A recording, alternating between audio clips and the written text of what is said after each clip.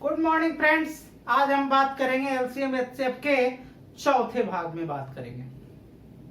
Basic से पढ़ना है, अच्छे तरीके से पढ़ना है और अच्छे क्वालिटी का क्वेश्चन करना है ताकि आपको जो है एग्जाम में क्वेश्चन छूटना नहीं चाहिए। ऐसा नहीं है कि क्वेश्चन आप पढ़े और क्वेश्चन एग्जाम में डील नहीं हो रहा, तो डील नहीं हो रहा है इसका मतलब आप कुछ नहीं पढ़े, है ना।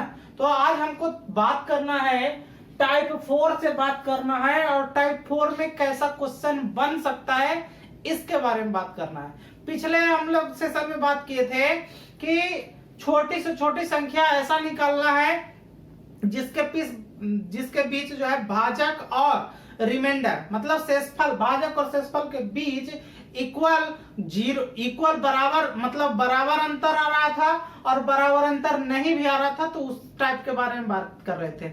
आज हम बात करेंगे कि कोई ऐसा चीज दिया हुआ है कि कोई 2, 4, 5 से डिविजिबल है और प्रत्येक दशा में 1 बच रहा है, अगर जो कोई दूसरे अंक से भाग दे रहे हैं तो शेष नहीं बच रहा है, इस टाइप का क्वेश्चन बनता है। तो हम उसको जानते हैं कि कैसे होगा।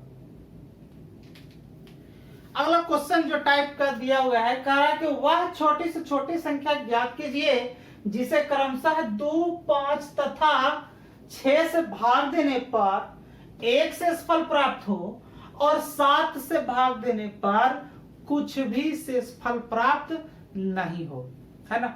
इस टाइप का क्वेश्चन है। तो आपको क्या करना है, आपको छोटी से छोटी संख्या निकालना है। छोटी से छोटी संख्या, तो छोटी से छोटी संख्या बराबर यह होगा एलसीएम ऑफ डिवाइजर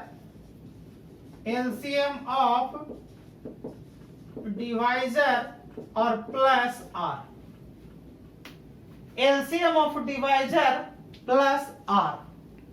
यहां पे इसको इधर के जोड़ लीजिए, ठीक। और k का मतलब यहां पे k बराबर 1, 2, 3, 4 इसी तरह से इनफाइनाइट तक जा सकता है। कंडीशन क्या होगा कि कंडीशन वैसा होना चाहिए कि कटने वाला होना चाहिए, है ना। तो छोटी से छोटी संख्या बराबर एलसीएम ऑफ डिवाइजर इनटू के, यहां पे इनटू के कर देते हैं सीधा सीधा, इनटू के और प्लस आर, इस तरह। तो जब ये क्वेश्चन आपको बनाना है और कह रहा है कि जो है 2, 5 और 6 से भाग देने पर शेषफल कितना प्राप्त होना चाहिए, 1 प्राप्त होना चाहिए, और अगर 7 से भाग दे दिया जाए तब कुछ भी प्राप्त नहीं होना चाहिए। तब क्या करें, एलसीएम ऑफ डिवाइजर, तो एलसीएम डिवाइजर कितना है, 2, 5 और 6 से भाग दे रहे हैं ना, तो कितना हो जाएगा 2, 5, 6, 2, 5, 6 का क्या निकाल देंगे, एलसीएम इनटू के और प्लस कितना आर, ठीक। अब इसको क्या करेंगे, इसको एलसीएम निकालेंगे तो ये तो छोटा वाला संख्या बड़ा वाला में इंक्लूड हो जा रहा है, तो इससे कोई मतलब नहीं। अब ये 5, 6 से मतलब है, अब 5, 6 में अगर जो कुछ भी कॉमन नहीं हो तो क्या करते हैं, दोनों को आपस में गुना कर देते हैं। तो गुना कर दिए तो 30 हो गया, तो 30 इसका एलसीएम हो गया, और यहाँ पे के है इंटू के और प्लस कितना आर, ठीक। अब आर का वैल्यू ऑलरेडी हमको दे रखा है, कितना, 1 शेषफल दे रखा है, इसका मतलब यहाँ पे कितना हो जाएगा, 1 होगा, ठीक। अब k का वैल्यू तब तक रखेंगे, 1, 2, 3, 4 इस तरीके का रखेंगे जब तक कि वह 7 से ना कट जाए, है ना। अब यहां पे मान के चलिए कि यहां पे 30 गुना k का मान 1 रखे प्लस 1 रखे, तो यहां 30 से कम 30 और 1 कितना हो गया, 31। 31 7 से कटेगा क्या, नहीं कटेगा, तो नहीं। फिर 30 गुना 2 गुना 1, यहां देखिए 30 गुना कितना हो गया, 60 हो गया, और प्लस के 1 हो गया कितना, 61। ये कटता है क्या 7 से, नहीं कटता है ना। उसी तरह से 30 गुना 3 प्लस 1 बराबर कितना हो गया 30 3 90 और एक कितना हो गया 91। देखिए 7 से कटता है क्या, ये 7 से कट जाता है, इसका मतलब हमारा आंसर क्या हो जाएगा 91 हो जाएगा। अब देखिए ये मान के चलिए कि बहुत बड़ी संख्या में आ जाए, ये वाला नंबर बहुत बड़ी संख्या में आ जाए तो क्या करेंगे, है ना। इसके लिए भी तो कंडीशन बन सकता है ना। तो जब भी इस तरह का क्वेश्चन बने तो आप क्या कीजिएगा कि जैसे मान के चलिए कि 30k+1 है और कितना से भाग देना है, तो शेषफल नहीं बचना चाहिए, 7 से नहीं बचना चाहिए। इसका मतलब पहले 30 में 7 से भाग दे दीजिए, 30 में 7 से भाग दे दीजिए तो रिमाइंडर कितना बचेगा 2 बचेगा, 28 तो कट जाएगा, 2 बचेगा। तो यहां लिखिए 2k और प्लस कितना 1, ठीक है। तो 2k+1। अब क्या करेंगे इसको, k का वैल्यू उसी तरीके से k का वैल्यू 1 2 3 रख देंगे।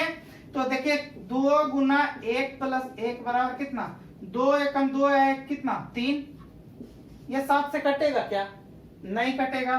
फिर 2 गुना 2 प्लस 1 2 2 में 4 है कितना 5, 7 से कटता है क्या, नहीं। उसी तरह से 2 गुना 3 प्लस 1 बराबर कितना 7, ये कट जा रहा है।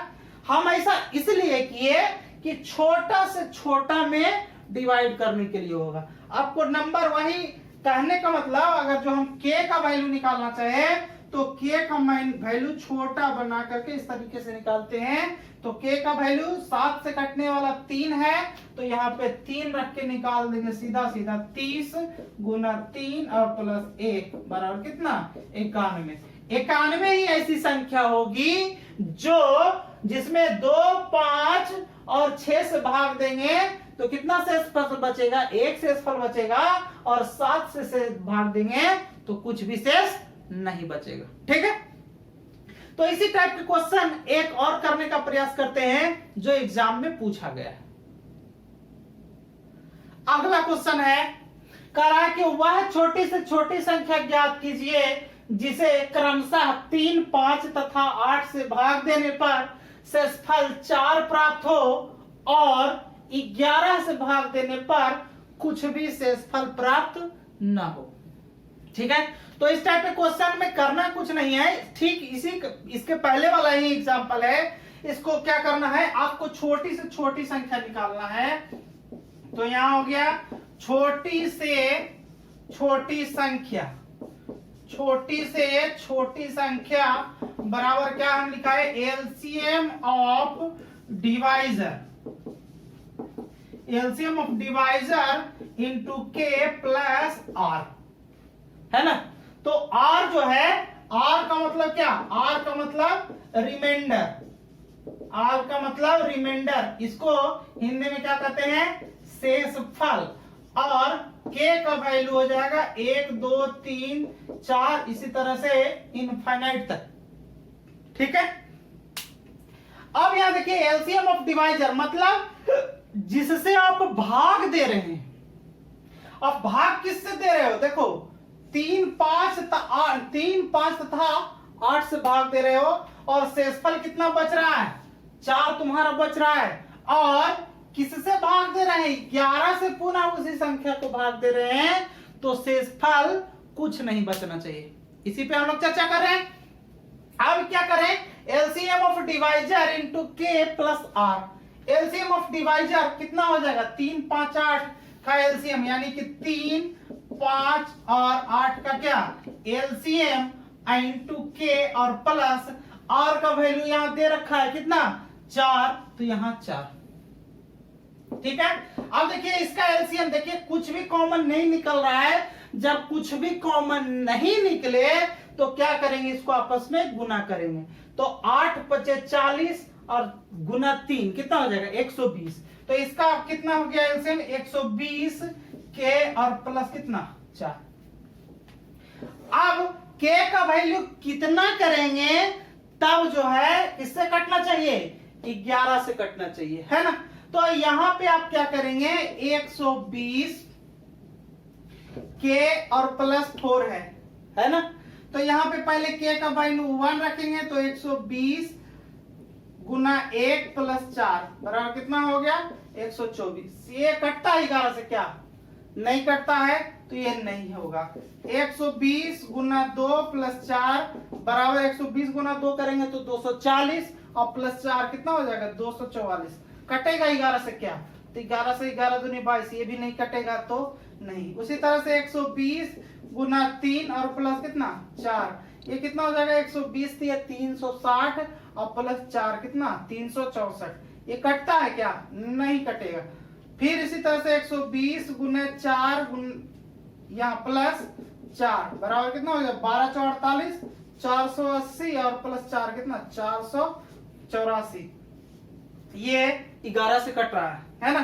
अब डिविजिबिलिटी वाला रूल जो है आप लोग पढ़ लीजिएगा, है ना। उसके लिए हम एक एग्जांपल मतलब जो है एक वीडियो बना देंगे कि जो है कैसे डिविजिबिलिटी 2 से कौन कटेगा, 3 से कटेगा, 4 से कटेगा, 5 से कटेगा या 8 से कटेगा, 10 से कटेगा, 11 से, 13 से, 14 से, है ना। इस तरह का डिविजिबिलिटी वाला रूल थोड़ा पढ़ लीजिएगा, है ना। 11 से कटने का रूल है कि अगर जो अल्टरनेट का जोड़ दिया जाए, अल्टरनेट यानी इसका अल्टरनेट ये हो गया तो 4 4 कितना हो गया 8, और इसका अल्टरनेट से घटा दिया जाए, अगर वो संख्या 0 आ जाए या 11 के मल्टीपल में आ जाए तो वो संख्या 11 से कटेगी। तो यहाँ देखिए 4 4 8 माइनस 8 बराबर 0, ये 0 मतलब 11 से कट रहा है। इसका मतलब क्या हो गया, ये संख्या कितना बार में कट रहा है 4 बार में, यानी कि यहाँ निकाल देंगे 120 गुने 4 प्लस कितना 4, ये कितना हो गया 480 और प्लस 4, है ना, यानी कि कितना हो गया 484। कहने का मतलब 484 ऐसी संख्या होगी जिसे 3 5 और 8 से भाग देंगे तो शेषफल कितना प्राप्त होगा 4 प्राप्त होगा, और यदि 11 से भाग देंगे तो कुछ भी शेषफल प्राप्त नहीं होगा, है ना। तो ये था हमारे चौथे टाइप का क्वेश्चन। अगले एक टाइप का और क्वेश्चन पूछता है जो एग्जाम में बहुत बार पूछा है ना, सीधे सीधा क्वेश्चन पूछ लिया है, तो हम उसके बारे में चर्चा करते हैं और उसका एक और एक्स्ट्रा एग्जांपल दे देते हैं, ठीक है। अगला 5वें तरह का टाइप बता रहे हैं, क्वेश्चन कर रहा है कि दो संख्याओं का अनुपात 3:4 है और कह रहा है कि उनका मासा मतलब महत्तम समापवर्तक 4 है, तो उसका लघुत्तम समापवर्तक क्या होगा, है ना। तो इसको निकालने के लिए आप करेंगे क्या, आप पहले बेसिक समझेंगे और उसके बाद है ना ट्रिक पे आ जाएंगे, ठीक। देखिए एक बात ध्यान रखिएगा, हमेशा ट्रिक नहीं होता है। ट्रिक जहां निकलेगा मैं वह ट्रिक 100% देने की गारंटी करता हूं, ठीक। तो हम क्या करें कि दो संख्याओं का अनुपात कितना है 3:4 है ना। तो यहाँ पे क्या करेंगे संख्या का अनुपात, संख्या का अनुपात बराबर कितना 3:4 जो है हम लिख दिए। अब क्या कर रहा है कि इसका महत्तम समापवर्तक कितना है 4 है। तो कभी भी ध्यान रखिएगा कि जो महत्तम समापवर्तक होता है यदि उस संख्या मतलब जो अगर जो कोई रेशियो दिया हुआ है और अगर महत्तम समापवर्तक से उसमें गुना कर देंगे तो आपको संख्या प्राप्त हो जाएगा, है ना। तो ये संख्या का अनुपात है, तो संख्या क्या हो जाएगा, संख्या हो जाएगा अगर जो मासा 4 है तो यहाँ हो गया 4 तिया 12 और ये कितना हो गया 4 हो गया कितना हो जाएगा 16, ठीक है। अब इसका एलसीएम निकालेंगे, क्या कर रहा है उसका लसा निकालना है ना, तो एलसीएम बराबर कितना, एलसीएम 12 और 16 का एलसीएम निकालेंगे, है ना। तो 12 और 16 का एलसीएम कितना हो जाएगा 48, है ना। कैसे हो जाएगा 48, जैसे इसका मानेंगे इसको और इसको कैलकुलेट करेंगे तो ये एलसीएम हो सकता है, ये एलसीएम हो सकता है लेकिन ये नहीं हो सकता, ठीक। तो इसका 16 में 12 से भाग देंगे तो कटेगा क्या, नहीं, तो ये नहीं होगा। फिर इसका 2 गुना करेंगे तो 32, 32 12 से कटेगा क्या, नहीं, तो वो भी नहीं होगा। इसका 3 गुना करेंगे तो 16 तिया 48 जो कि 12 से कट जाएगा, इसका मतलब एलसीएम कितना हो जाएगा इसको 48, यानी कि इसका आंसर कितना हो जाएगा 48। है ना। ठीक, अब हम ट्रिक के बारे में बात करेंगे। जब भी इस तरीके का आपको क्वेश्चन दिखे और दो संख्याओं का अनुपात दे रखा है या तीन संख्याओं का अनुपात दे रखा है या चार संख्याओं का अनुपात दे रखा है और उसके साथ यदि मसा दिया हुआ है तो आपको डायरेक्ट लासा निकाल लेना है। तो डायरेक्ट लासा निकालने के लिए क्या करेंगे, आप करेंगे कि पहले अनुपात को गुणनफल कर लेंगे और मासा से भी गुना कर देंगे, है ना। क्या लिखेंगे, अनुपात का गुणनफल, अनुपात का गुणनफल और गुना महत्तम समापवर्तक। मतलब जो रेशियो दे रखा है उसका गुणनफल और मासा का गुणनफल, और वही हमारा क्या कहलाएगा, एलसीएम कहलाएगा। ठीक, तो अनुपात का गुणनफल कितना, अनुपात कितना है 3 गुना 4 और गुना मासा कितना है 4 है ना। कितना हो जाएगा, 3 चौके 12 चौके कितना 48, है ना। तो यही हमारा क्या हो जाएगा, आंसर हो जाएगा। ठीक है, तो चूंकि हम बेसिक के साथ ट्रिक भी बता रहे हैं तो क्या यहाँ पे किए हैं काम, इसको यहाँ पे लिखने का प्रयास कर रहे हैं। आप लोग कॉपी कलम में नोट कर, कॉपी कलम से नोट कर लेना कि जो है ये वाला काम आपको करना है और इतना में ही आपका क्या हो जाएगा, आंसर हो जाएगा। तो ये चीज दिमाग में रहेगा। अब देखिए क्वेश्चन आता है तो कैसे क्वेश्चन आता है, जैसे हमको लिख दिया कि दो संख्याओं का अनुपात 3:4 है। अब हमको कॉपी कलम उठाने की जरूरत नहीं है, आपस में क्या कर देंगे, गुना कर देंगे तो 4 तिया 12। अगर उनका मासक 4 दे रखा है तो 12 चौक कितना हो जाएगा 48। क्वेश्चन देखते ही आंसर आपको बता देना है। ठीक है, तो इसी तरह का एक क्वेश्चन और। अगला क्वेश्चन क्या है, अगला क्वेश्चन लिखा है कि दो संख्याओं का अनुपात 8:5 है और उनका मासा 12 है, तो उसका लसा क्या होगा। हम अभी क्या बताए थे कि जब भी इस टाइप का क्वेश्चन दिया रहे तो आपको मात्र क्वेश्चन देखते ही, है ना, सॉल्यूशन आ जाना चाहिए मात्र 2 सेकंड में, है ना। करना आपको क्या है कि हम बताए कि जब भी इस टाइप का क्वेश्चन आए और रेशियो में दे रखा है कोई संख्या और उसका महत्तम समापवर्तक भी दे रखा है तो उसका एलसीएम निकालने के लिए आपस में उसको क्या कर देंगे, गुना कर देंगे। तो ये कितना है 8 गुना 5 और गुना मासा कितना उसका 12, तो इसको 12 से गुना कर देंगे आपस में। 12 बचे कितना 60 और 60 के 8 से गुना, 60 को 8 से गुना कर देंगे। ठीक है ना। तो 8 छक कितना 48 और पर जे 1 0 मतलब 480 हमारा आंसर हो जाएगा। ठीक है, तो मेरा कहने का मतलब है कि क्वेश्चन जैसा ही आप देखिए उसको आप, है ना, बिना कॉपी कलम के बना सकते हैं, बिना पेन का बना सकते हैं आसानी से, है ना। तो अगले टाइप में हम क्वेश्चन देखते हैं कि किस टाइप का क्वेश्चन बना है। अगला एक टाइप है, एक छठा अगर नेक्स्ट टाइप है, जैसे मान के चलिए दो संख्या होता है तो एक फॉर्मूला होता है, दो संख्याओं का गुणनफल बराबर एलसीएम गुना एचसीएफ, है ना। इस आधार पे क्वेश्चन बहुत बार बना है। कैसा बना है मैं आपको क्वेश्चन के माध्यम से समझाने का प्रयास करता हूं, है ना। देखिए क्वेश्चन क्या कहा है, क्वेश्चन कहा कि दो संख्याओं का एलसीएम 2079 है तथा एचसीएफ कितना है 27 है। यदि पहली संख्या 189 हो तो दूसरी संख्या के बारे में बताया, है ना।